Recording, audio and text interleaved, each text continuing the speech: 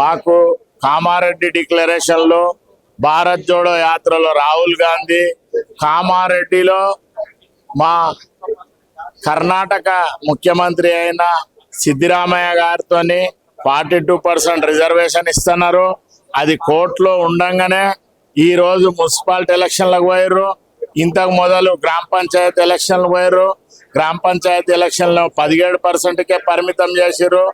ఇప్పుడేమో మున్సిపాలిటీల్లో 31% అని రిజర్వేషన్ అని. ఈ విధంగా 42% రిజర్వేషన్ అనేది బహుజనులకు మాట ఇచ్చి తప్పిన కాంగ్రెస్ పార్టీ. అందుకే మేము ఈరోజు పోరాటం చేస్తున్నాము. మా 42% మాకు ఇవ్వకపోతే 3 పార్టీల పరంగా కులగణన జరిగింది, లెక్క తేలింది కాబట్టి 56%గా తేలింది కాబట్టి 3 పార్టీలు కూడా 56% ఇవ్వాలి. మరి భారతదేశంలోనేమో జనగణన కులగణన చేస్తా అని బీజేపీ పార్టీ చెప్పి ఈరోజు మా బడుగు బలహీన వర్గాలను ఎస్సీ ఎస్టీల కులగణన చేస్తాము.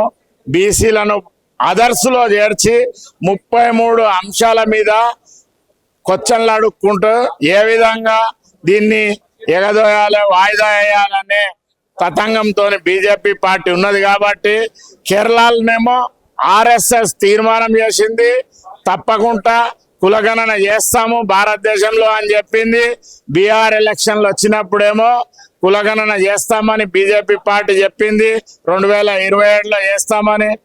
ఇప్పుడేమో మమ్మలను బహుజనులను అదర్స్లో చేర్చింది, ఎస్సీ ఎస్టీలనేమో కులగణన చేస్తామని చెప్పింది. కాబట్టి ఈరోజు మీ ద్వారా తెలంగాణ ప్రజానికానికి, భారతదేశంలో ఉన్న 70 కోట్ల బహుజనులకు మేము తెలియజేస్తున్నాము.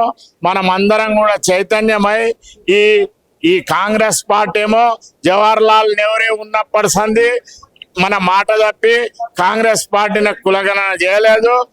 పూర్వము ఇంగ్లీష్ వాళ్ళు ఉన్నప్పుడు చేసిర్రు 1931లో. అప్పటి నుంచి ఇప్పటి వరకు కాంగ్రెస్ పార్టీ అనేది కులగణన చేయలేదు. బీసీలకు మోసపుచ్చుతుంది. ఎక్కడ రిజర్వేషన్ అనేది ఎలక్షన్ వచ్చినప్పుడు చెప్తుంది, మాట చెప్తుంది. రాహుల్ గాంధీ ప్రతిపక్ష నాయకుడు అయినా ఎక్కడ పార్లమెంట్లో బీసీల గురించి, రిజర్వేషన్ గురించి చర్చ అనేది జరగలేదు. ఇప్పుడు తెలంగాణలో 2.5 సంవత్సరాలు గడుస్తున్నాయి. అసెంబ్లీలో తీర్మానం చేసి గవర్నర్ గారి దగ్గర పెండింగ్ పెట్టిర్రు. బీజేపీ ప్రభుత్వం ఏమో రాష్ట్రపతి దగ్గర పెండింగ్ పెట్టింది. ఈ విధంగా 70 కోట్ల మందిని వివక్షకు గురి చేసుకుంటూ రాజ్యాధికారం దిక్కు రానియకుండా ఈ అగ్రవర్ణ పార్టీలు బీజేపీ, కాంగ్రెస్ ఈ విధంగా బీసీలకు విద్యా ఉద్యోగాలైనా ఏది కాంట్రాక్టులలో అయినా దరిదాపులకు కూడా రానియకుండా ఒక బానిసల్లాగా ఈ మెయింటైన్ చేస్తుంది. కాబట్టి ఇప్పుడు బీసీలు రాజకీయ చైతన్యం అయ్యారు, సామాజిక న్యాయం తెలుసుకున్నారు. మేమెంతో మా వాటా మాకు రావాలని నిరంతరము పోరాటం చేస్తున్నాము. రాజ్యాధికారంలో మన బడుగు బలహీన వర్గాల వాటా ఇక్కడ కూడా సంపాదిస్తాము. మీరు మొన్న చూసారు గ్రామ పంచాయతీలో ఏ విధంగా గెలిచినామో. మున్సిపాలిటీలలో కూడా జనరల్ స్థానాలలో బీసీలు అందరు నిలబడతారు. బీసీలకు ఎస్సీ ఎస్టీలు అండగా ఉంటారు, ఎస్సీ ఎస్టీలకు బీసీలు అండగా ఉంటారు. ఉండి 90% మనమే ఉన్నాం కాబట్టి తెలంగాణ రాష్ట్రంలో బహుజన రాజ్యం ఏర్పడేదాకా నిరంతరం పోరాటం చేస్తాము. ఎందుకంటే తెలంగాణ ఏ విధంగా అయితే సాధించుకున్నామో బీసీల రాజ్యం కూడా ఈ తెలంగాణ రాష్ట్రంలో బహుజనులు జెండా ఎగరేస్తారు. ఎందుకంటే మేము సర్దార్ సర్వాయి పాపన్న వారసులం కాబట్టి మన వాటా రాజ్యాధికారంలో మన సామాజిక న్యాయం వచ్చేదాకా, మన వాటా మనకు వచ్చేదాకా 2.5 కోట్ల బీసీలు ఉన్నారు. ఎస్సీ ఎస్టీలను కలుపుకుంటే మనమే 3.5 కోట్ల మంది ఉన్నాం కాబట్టి తప్పకుండా బహుజన రాజ్యం తెలంగాణలో ఏర్పడే దిశగా మేము గట్టిగా ప్రయత్నం చేస్తాం. BC political front chairman Balagoni Balaraj Goud మీ ద్వారా తెలంగాణ బహుజనులందరికీ కూడా ఐకమత్యం చేస్తాం, పోరాటం చేస్తాం. మన వాటా మనం సంపాదిస్తాం. సార్ ఒక మాట, ఎన్నికల సమయంలో ఈ కుల రాజకీయాలు చేసేటోళ్ళు బలహీనులు అని చెప్పి కొంతమంది మాట్లాడడం జరుగుతుంది. వాళ్ళకి మీరు సమాధానం? మొన్న చెప్పినాం కదా, గ్రామ పంచాయతీలో బుద్ధి 17% పరిమితం చేస్తే 52% గెలిచినాము. 78 సంవత్సరాలలో ఇటువంటి చైతన్యం ఎక్కడన్నా చూసిర్రా? అదే విధంగా రేపు మున్సిపాలిటీలలో కూడా మనం ఎంతున్నామో అంత గెలిపిస్తామని చెప్తున్నాము.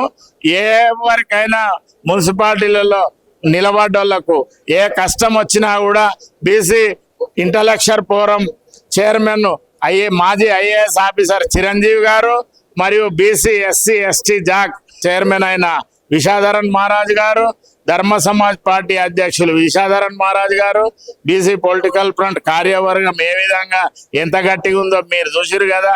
అట్లా మేమందరం కూడా బడుగు బలైన వర్గాలకు నిరంతరం అండగా ఉంటాము. మీ అటువంటి వాళ్ళ మద్దతు తీసుకొని అందరూ బీసీలలో ఐక్యత ఉందని మీరు చెప్తా ఉన్నారు. మరి ఎందుకని బీసీ ఉద్యమాన్ని నడిపించేటోళ్ళు వర్గాలుగా ఏర్పడి ఎందుకని ఈ రాజకీయాలు? వర్గాలు కాదండి. ఇప్పుడు ఆర్ కృష్ణయ్య అని ఉన్నాడు, ఆయన బీజేపీ పార్టీలు ఉండు, దానికి మనం ఏం చేస్తాము? ఒకరు బీజేపీ పార్టీలు, బీసీ సంక్షేమ సంఘము, ఆయన కాంగ్రెస్ దిక్కుండు. మాకే పార్టీలతో సంబంధం లేదు. మీరు ఎప్పుడైనా మాకు కలవచ్చు. మేము అందరి మీద పోరాటం చేస్తాము. బహుజన రాజ్యం ఏర్పడేదాకా పోరాటం చేస్తాము. మన బీసీ ఎస్సీ ఎస్టీలు ఎంతున్నారో అంత పర్సంటేజ్ రాజ్యాధికారంలో వాటా తీసుకుంటాము. తమిళనాడులో ఓసీలకు ఎట్లా 3-4% ఇచ్చిరో ఆ విధంగా ఇస్తాము. మీరు చూస్తుంటారు కదా, ఈ 3 ఏళ్ల తర్వాత తెలంగాణలో బహుజన రాజ్యం ఏర్పడుతుంది. సర్దార్ సర్వాయి పాపన్న వారసులము.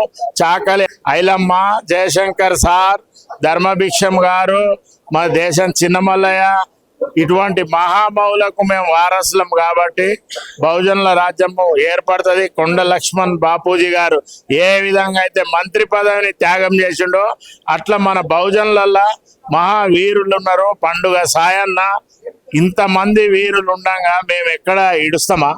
బీసీ ముఖ్యమంత్రి అవుతాడు 100% అవుతాడు బీసీ ముఖ్యమంత్రి తెలంగాణ రాష్ట్రంలో.